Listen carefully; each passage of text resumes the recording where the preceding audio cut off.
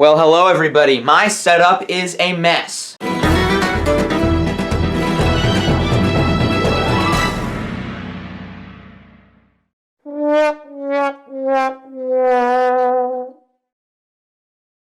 hello everybody, welcome back to First Impressions, which is the show where we review stuff 24 hours or less after it comes out. As usual, I'm your host, Gavin, and welcome back to another episode. Today, big bombshell, Fearless Flyers, episode 4 came out. The big EP, which I've been waiting for. To my knowledge, there was no sort of due date or release date or advertising or anything.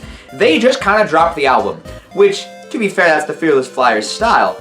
But I'm excited about this. Before you start asking questions, 1, why is this side of my face just the dark side of the moon? Well, it's because it's nighttime at 6 p.m. and it's dark outside, which is the window is there, so typically there's light coming in, but there's no light coming in.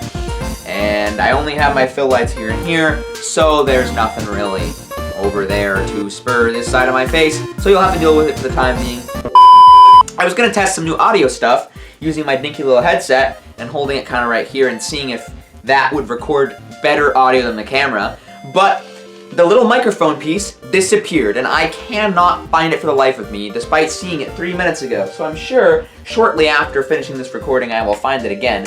But no special audio today, we are going raw. Third thing, where is my 7-Up can? I always have a 7-Up can. I already had a lot of soda today and so I don't feel like having more. So I've got gum. I don't know, hopefully that spurs you guys over, all you die-hard fans of this series that nobody watches. Okay. Fearless Flyers Part 4 came out today. Very exciting. For those of you who are not familiar, Wolfpack is a very big band in the funk scene. They are very popular amongst funk heads and people like that. Wolfpack has a side project called the Fearless Flyers. Under the same record label, they have Corey Wong and Joe Dart pulled over from Wolfpack, but they have new members of Nate Smith and Mark Letterly, who both have very impressive careers on their own. Nate Smith, of course, being nominated for 3 Grammys, and Mark Letterly having a very famous career that spans about 15 years. So they're a really tight group, and when they get together, they make some really cool stuff. Funnily enough, for Mark and Nate, funk is not really their main jam, but they're just really, really good at it. So, what do they make? Mario Kart music is how I would best describe it. Many of my friends don't like the Fearless Flyers, despite me loving them to death. And that's because they just say, it sounds like Mario Kart music. It does. There's nothing wrong with that, though. I don't understand why everyone hates it. But to each their own, tastes exist. Hence why I like Fearless Flyers better than Wolfpack. It's just a taste thing. This album, quite different, actually. They've kind of gone away from the Mario Kart style a little bit, but keeping the important elements of what makes the Fearless Flyers the Fearless Flyers. One of the things that signals that this was kind of going to be a different album was the cover. Most of their album covers, they have this very particular aesthetic, with this very particular salmon and navy, which go together, and this very particular art style in their album. This is quite different. They've leaned more into the navy and almost made it like a darker navy, almost like a midnight blue. And they've gone completely away from the salmon. I suspect the reason why is I believe their other stuff is all studio albums. Well, this is technically a live album. This was actually recorded all at a 1-night or 2-night, I don't remember, stand, whoa, not a stand, that's sex. 1 or 2-night show at the Blue Note Jazz Club, very famous jazz club. The particular one we're talking about was in New York. They recorded 6 new songs during a live session and just mixed them and put them on an album. Jack Stratton did the music video. He's the manager for Wolfpack. And here we are. 2 months later, the album's already out. 2 months after that show. So that was a quick turnaround. No advertising, it just dropped. So here we go. One interesting thing about this is the tracks are longer. Typically in Fearless Flyers history, their tracks range between, I would say, 2 to 5 minutes.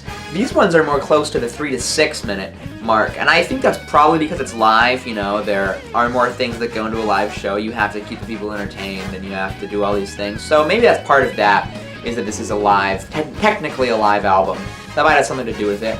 I'm not sure, but the tracks are longer, which means more content for us. So let's see how that fared for them. Alright, so the record opens with Blue Angels. You'll notice every single title on this track, on this record, is named after a different group of planes. The Blue Angels being very famous in where I'm from in Washington State, as they are a group of stunt pilots which fly around and do cool shit. Anyways, the Blue Angels was pretty good. It wasn't quite the opener I was expecting. I was expecting a little more pizzazz, a little more energy, and this is a little bit more laid back than what we're used to out of Wolfpack and their sort of jam, and the Fearless Flyers, of course, by extension. But it was a bit odd as an opener. Typically, I'm not too concerned with the order of the album. It's typically something I'm not really good at judging. For instance, I like U2's Song of Innocence, which is just a hodgepodge of stuff. I typically don't care how well stuff flows together a ton. Here, it feels like a weak opener. I feel like openers, you do have to have a hook, and it doesn't quite catch me as an album opener. Still a good song, and I'm going to try and judge it as if it were just a normal song, not an album opener, but there is something to take note of there. The first thing that jumped out at me is that they've broken away from the Mario Kart Music 5, as I stated before. This is not that fast-paced, driving, sort of major key feel. It might still be major key, I don't remember, but it's not as fast, it's not as driving, it's not as all over the place. It's a little more toned in, a little bit more focused on the process. And that's interesting. You'll see that it's a motif that carries throughout the whole album, is that sort of vibe. And there's nothing wrong with that. I liked it. I think they really needed that change. Because Flyers 1, I'd never really heard anything quite like Flyers 1 when it came out. Flyers 2, it was kind of the same thing. I personally didn't like Flyers 2 that much. Then they came out with Tailwinds, and of course Tailwinds was a full album. Tailwinds really changed the game. They added more to their brass section, more to that kind of end of thing. And then Flyers 3 was kind of back to basics, and I feel like the audience and the band realized that they needed something new and not something fresh, is that they couldn't have lightning strike 4 times. They needed to move on to something new, and they did, and I think that's really good, and it works really well, because they still have their personality in the music, and their writing in the music, but it's a different direction. So my verdict on this song is ultimately that, although it's not a great opener for the album, it is still a good song, and I gave it a B. The second track is called Red Arrows. Red Arrows was much better for me. I thought Red Arrows was just a phenomenal track. Blew it out of the water, honestly. There was this really cool drum solo by Nate Smith. Nate Smith doesn't really do solos very often. He's a bit like Ringo in that he kind of likes to surf the song and like to fill out the rhythm section. Rather than have the focus pulled on him. But when he does rip a solo, holy crap, that guy can slam the pigskins. Because, wow, he did a great job. Another classic thing you'll notice is that there's the classic Wolfpack Fearless Flyers sort of thing, where they waste no time on an intro, they just jump right into it. They have like 2 beats of an intro, and then you're in the song, and it just happens. And that is where I feel like Wolfpack really succeeds. They really grab you in this hook and pull you in quick. They waste less than 2 seconds on each song. I feel like that's part of why Blue Angels didn't work as an opener, is because they didn't do what Red Arrows did, which is pull you in, and you're already in the song. There's also a really cool building section at the end, which is mostly Nate Smith's doing of building the drums, as that's pretty important drum thing to do. Joe Dart, of course, helps as part of the rhythm section. And there's also this really neat tone by Mark Letterly. He does this really cool tone to his guitar that I liked quite a bit. And it wasn't really a tone that I had ever heard before. It was this very unique sort of sound. Unfortunately, he did get buried in the mix a tiny bit. I noticed he was a bit quiet. Joe Dart was a bit overwhelming on this track, no shade to him. I think it was just that Wolfpack style. I keep saying Wolfpack, it's Fearless Flyers. Fearless Flyers style has always kind of been to bring Joe Dart up in the mix, bring Nate Smith up in the mix, and kind of bury Corey and Mark a little bit. And that's just their style, and I've gotten used to it. However, I do think, all things considered, Mark could have used a slight boost on this track. The reason I like this song so much is because Fearless Flyers, when they were first getting started, I don't remember who was quoted saying it, but one of the members was quoted saying that they wanted Fearless Flyers to be the ultimate rhythm section, sort of like a Wrecking Crew approach to the music, or something like that. The Wrecking Crew being, of course, one of the best groups of session musicians of all time. But they kind of wanted to take this approach where it was like they played like a rhythm section together, which is why Joe and Nate sit higher in the mix than in an average song. And I really think this song encapsulates that vibe. And so, despite my personal preference of wanting Mark to be a little higher in the mix, wanting Corey to be up there a little bit too, I think that the mantra that the band has adopted overwhelms my personal opinion, and I think I can just cancel out that nitpick. And other than that, I had quite literally nothing negative to say about this song besides that bit. And so if I have nothing negative to say about this song, I don't think I can hesitate to give this song anything but an A+. This song truly deserves it, and I'm very happy. Yikes, I'm taking French class and I'm not going to pronounce this right, but Patrouille de France starts a little slower. It's a little bit of a slower start, but it has that classic groove thanks to Joe Dart ripping on the bass. Shout out to Joe Dart, by the way. He is one of my biggest inspirations as a bass player, and he's cool. I had to say that. Interesting thing about Joe Dart's part, it's not really Joe Dart-like. It's kind of subtle. It's just kind of short notes. Not really that kind of wackety Joe Dart blues scale type of thing. But it's a little bit more subtle, but it still grooves because it's Joe Dart, and of course it's gonna groove. There is a cool guitar solo in this song. I like it a little better than the one on Red Arrows, actually. I think this is a phenomenal guitar solo, and it's a touch better than the one on Red Arrows, despite the fact that I gave the Red Arrows an A+. This has just that tiny little edge over it with that guitar solo. Nate Smith gets really good around the halfway mark. I really like his parts coming in after that second half begins. It's just this really cool groove. Also, Corey heats up on this track, Corey Wong, the rhythm guitarist. I think Corey Wong is a truly underrated rhythm guitarist. I think he's one of the best in the business today. He can play a rhythm part and sit in the pocket like literally no one can. I mean, he can make that guitar sing without playing a single lead line. It is incredible what he can do. His part just complements Mark perfectly. My one complaint on this song is it doesn't really get to the action fast enough for me. There's about, I don't remember how long, but it sits in the intro a little bit too long and doesn't get to the meat of the song quick enough for me. And I think from most songs, I like when they take their time, but for a band like the Fearless Flyers, I think there's kind of an expectation there that you get to the song quick, and they don't really do that here. So for me, I gave it an A-. It was very truly enjoyable and a great song. Just a couple things here and there. The second half of the album, I believe, was recorded on the second night of the Blue Note show, but I could be making that up. The fourth song is called Freece Tricolori. It opens with a motif, a really cool motif. It's kind of nice. The motif continues, but it continues too long. It takes about 50 seconds for this motif to kind of develop. It just kind of sits on this silly little motif, and it doesn't really go away. 50 seconds, I think, is a little bit too long to get into it.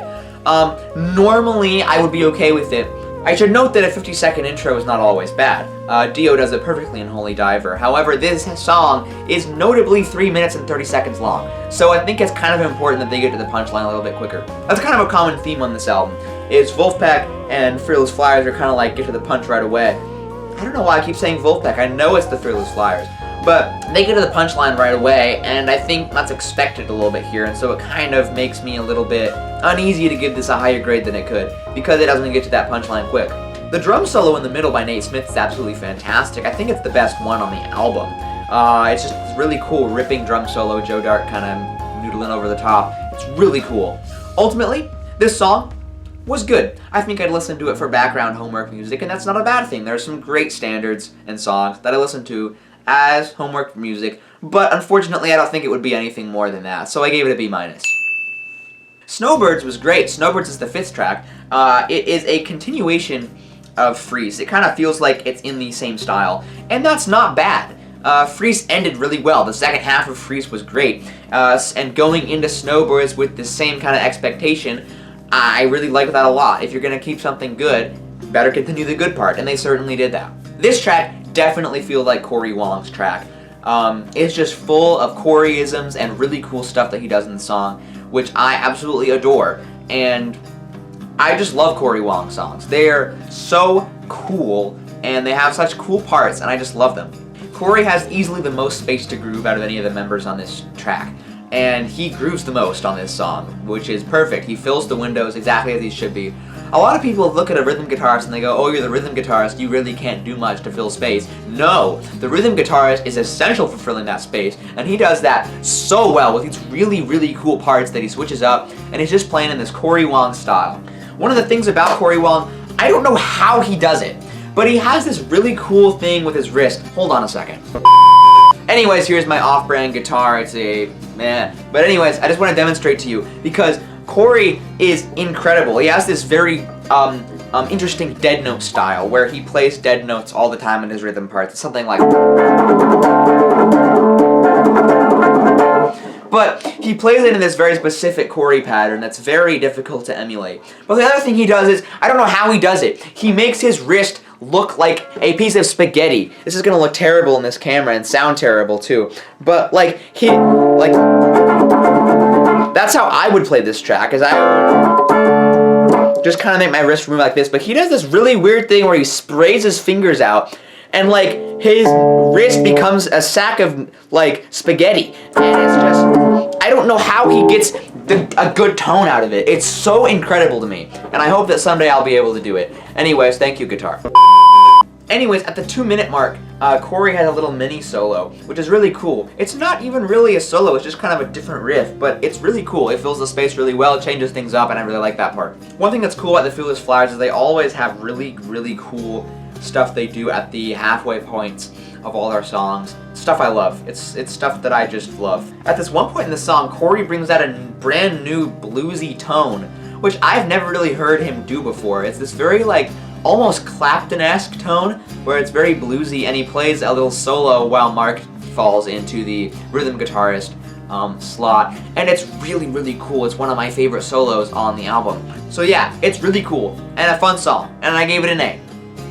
The last track is Thunderbirds. It's probably the best main central riff in the album, which is cool. They saved it best for last. It's done by Mark and Joe in sync on their guitars. There's also some cool time signature mix-up things where Nate kind of changes the rhythm in a couple places, which I think is really cool. And whenever he does that, Corey gets to do this really cool, it's like ring out, let your guitar talk. He doesn't need to be doing his noodle arm thing. He just lets it ring out during those time signature changes, and I think it's really cool. The one marring thing for this song for me is that Mark has a solo in the middle, which is kind of weird. I don't like the guitar tone. I get that it's trying to do something different and move the band in a new direction, I guess. But the tone is just, I don't know. I don't like his tone on the solo. Another thing is this song is like 6.5 minutes, and it goes on way too long. It overstates its welcome. It doesn't like have super distinct sections. Like, it has sections, there's definite sections, but like, it doesn't change enough to be interesting for 6 minutes for me. It does get really wacky at the end though, and I like the wacky bit. They kind of end on this very cool note, which ends off the album, of course, and I think you gotta end your albums wacky, it's fun. So I gave it a B. Good. I put all the grades in a GPA calculator, and what I came out with was an A-, which is pretty good. That's probably about what it's close to what I would give this album. I'll talk a little bit about that a little bit later. So here's my takeaways. My first takeaway was, wow, Nate Smith remembered where he left the rest of his drum kit. For so long, he's played on this very minimalist kit. He has 3 drums, kick, snare, hi-hat, that's all he used for most of Fearless Flyers 1, 2, and 3. And I think a lot of tailwinds too. But I do think he has some other pieces on tailwinds. But Nate Smith has always only needed 3 drums. He has a very minimalist style where he just uses those 3 drums and uses them so well it feels like a full kit despite not being one. But when he has more to play with, oh my word is he amazing. Nate Smith is one of those guys who's always tight. You never hear him miss anything basically. He is always there doing his part, keeping the band on his shoulders, and he never misses anything. And with that expanded kit, that does not change. Wow, this guy is so tight. I love him. I thought Mark did a good job too. I didn't really pick up any memorable solos that were like phenomenal or anything, but I thought he had some really cool bits. What's unfortunate is that the best solo to me was one of Corey's solos, which is one of the very few that he has, which was that bluesy solos in Snowbirds. So it's unfortunate that Mark is like the lead guitarist and he didn't have the best solo, but that's kind of funny. But no hate against him. It's a band making the music, not a Mark making the music. And so I don't blame him for that. I was also reminded that Corey is one of the best rhythm guitarists in the business right now, and I'm going to stand by that until I die. He is phenomenal, and I will never let that go. Well, another notable thing is that Joe Dart, being a legend of course, was noticeably more reserved. Typically he kind of flies up and down the fretboard doing this funky stuff, just going all over the place blowing my mind, but this time he was a little more reserved. And I think that was to suit the album, because of course they were going for that last Mario Kart frantic, more subtle style, and I think he did a good job of keeping his notable traits in his playing, but toning it back a little bit, just to let everything breathe. Joe really only had one solo on the record that I could tell, unless I were to go back and find another one, but I really only heard him have one solo, which was a bit unique considering he always has these crazy fills and runs and stuff.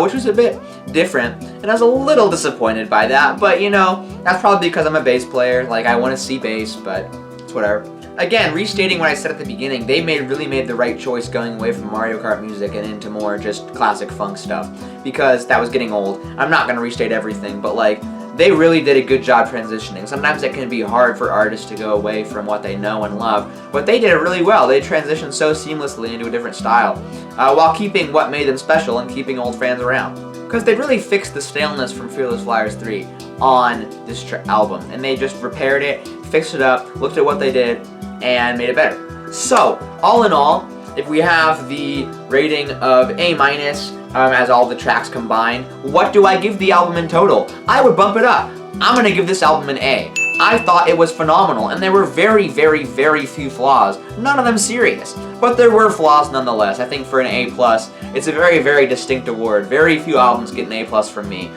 so they shouldn't count themselves out. A is just great.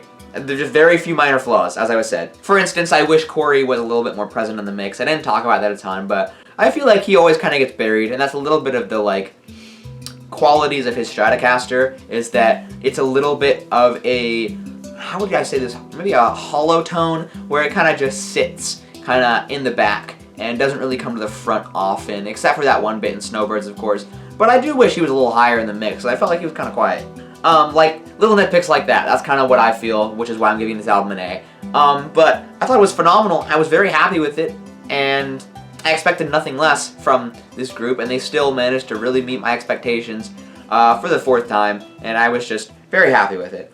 So, yeah, that is my full review of Fearless Flyers 4. I hope you enjoyed watching this video and are enjoying more of my videos in the future. I have 2 videos to edit tonight, one for documentary class and one for this, so I'm going to get over to my cinema school and do that.